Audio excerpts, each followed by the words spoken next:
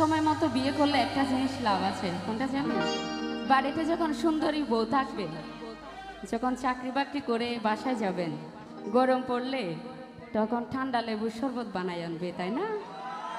যখন বৃষ্টি হবে তখন ছাতা হিসেবে ইউজ করতে পারবেন, মাথায় হাত দিয়ে বা শাড়ির আঁচল দিয়ে নিয়ে যাবে মাথার উপর, তাই না?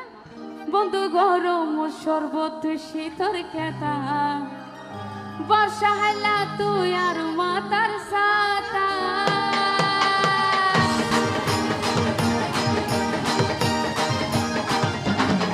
বন্ধু গরম শরবত শীতর খেতা, বন্ধু গরম শরবত শীতর খেতা।